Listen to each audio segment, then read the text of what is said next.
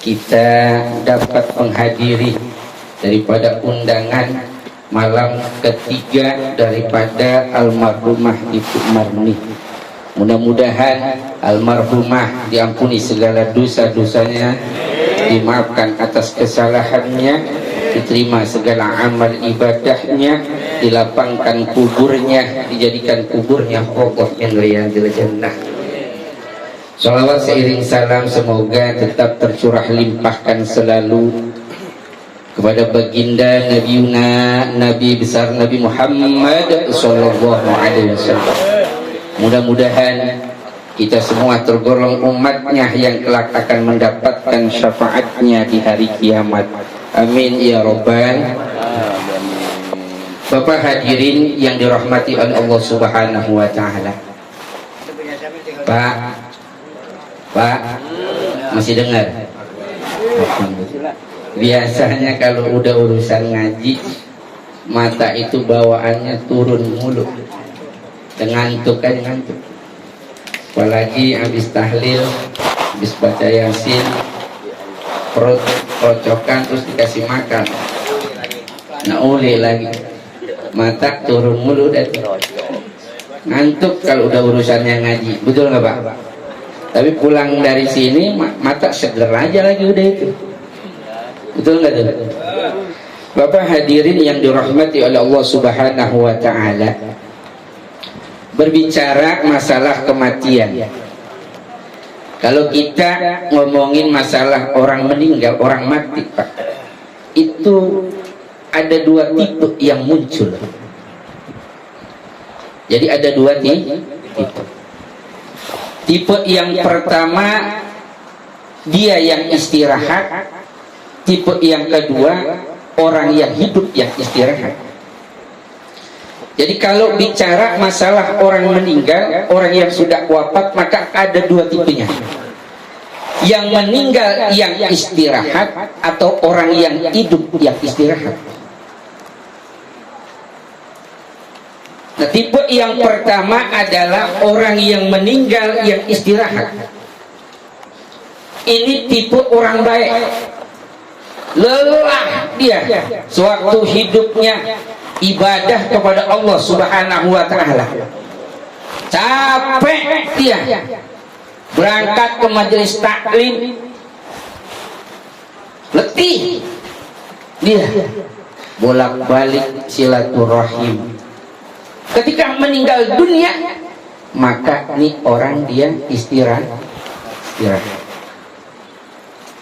Tipe yang kedua adalah orang yang hidup yang istirahat, yang meninggal kagak. Nah ini namanya golongan minal bangorin.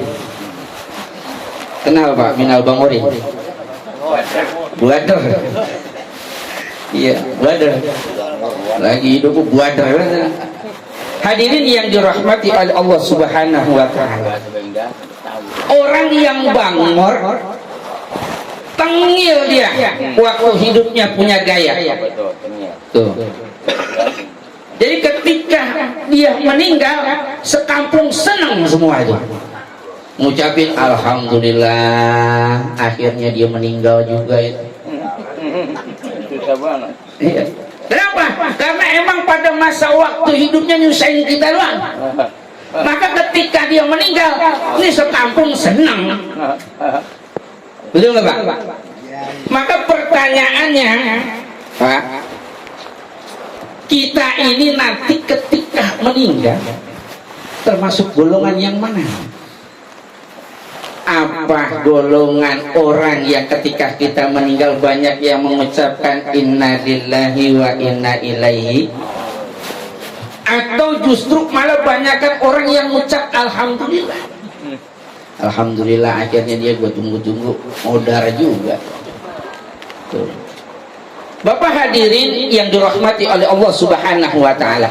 Tapi mudah-mudahan insyaallah almarhumah Ibu Marni ini termasuk almarhumah orang yang baik, orang yang solehah, orang yang benar-benar ketika sudah meninggal ditunggu oleh Allah Subhanahu wa taala, disambut dengan senyuman.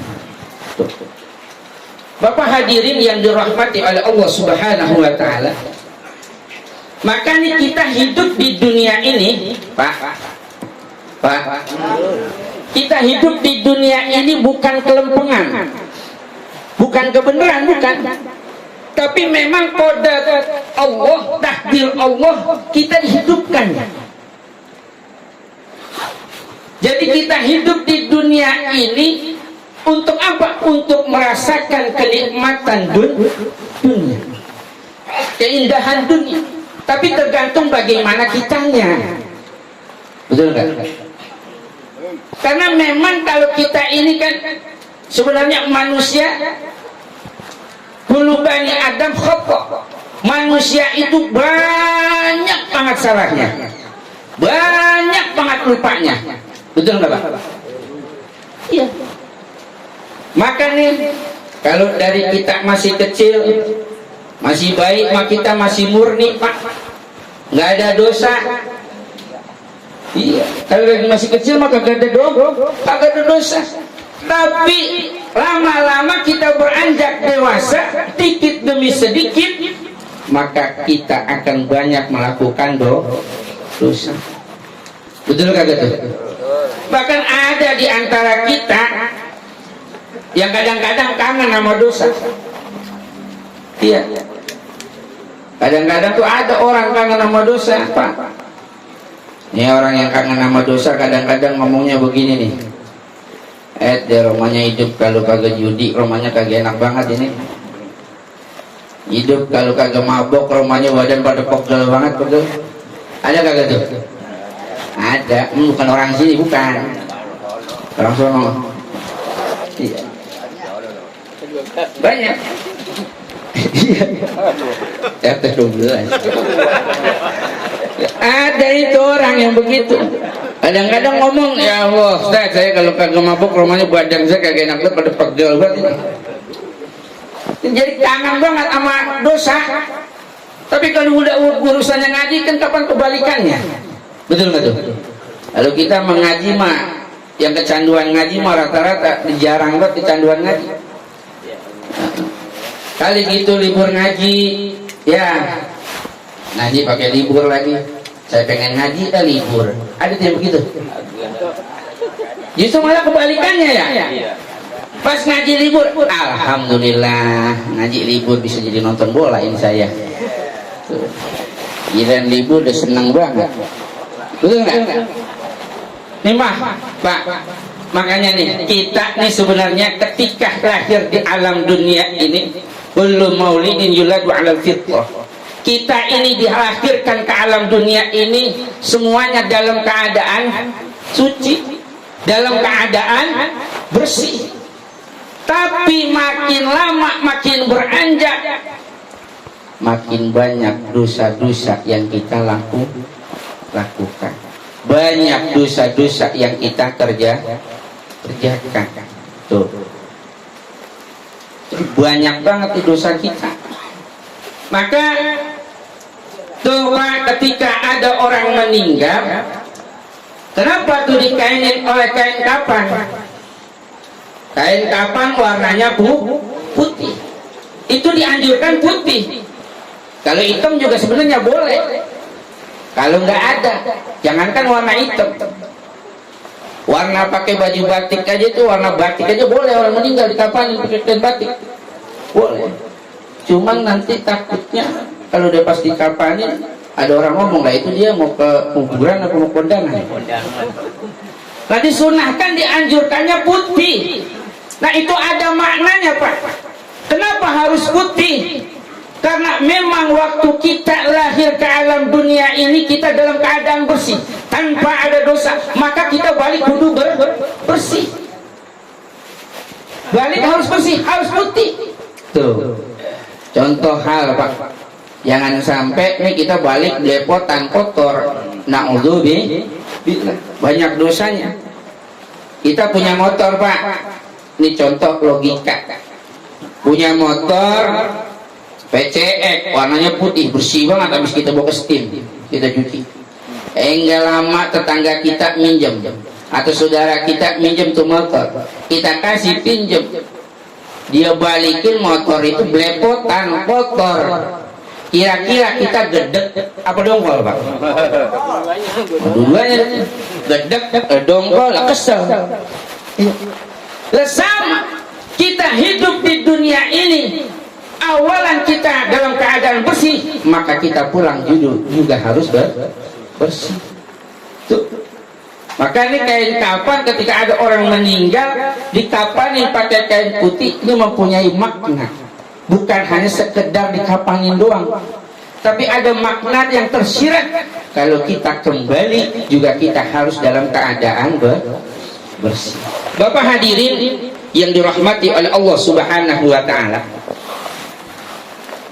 Kalau dalam surah Yasin yang sering kita baca itu dikatakan, Pak, al-yawma nakhtimu ala afwahihim wa tukallimuna aydihim wa tashhadu arjuluhum bima kanu yaksubun. Ketika orang sudah kembali ke alam kubur, sudah dipanggil, sudah menghadap kepada Allah Subhanahu wa taala, nanti di alam kubur itu, Pak, akan ada pertanyaan. Pertanyaannya itu, marabbuka, siapa Tuhanmu? Yang jawab itu bukan mulut kita, Pak, tapi yang jawab itu adalah amal baik kita, perbuatan kita. Yang bisa menjawab itu semua adalah amal baik, bukan mulut kita. Kalau mulut kita nih udah sering melaksanakan apa itu dusta, maka ketika kita kembali nanti dalam kubur ditanya, yang bisa menjawab adalah amal-amal baik. Mudah-mudahan nih kita datang ke sini termasuk daripada amal baik kita yang akan bisa membawa kita menjawab daripada pertanyaan-pertanyaan kubur. Alhamdulillah. Wabillahi taufiq wal hidayah. Assalamualaikum warahmatullahi wabarakatuh. Mantra buka belum? Buat Nabi buka. Jangan banyak-banyak, Baca sendiri aja lah. pegelan dikit. Terima kasih kami berikan kepada jangan lama-lama. Kalau lama Hadirin jamaah yang dirahmati Allah Subhanahu wa taala, sebelum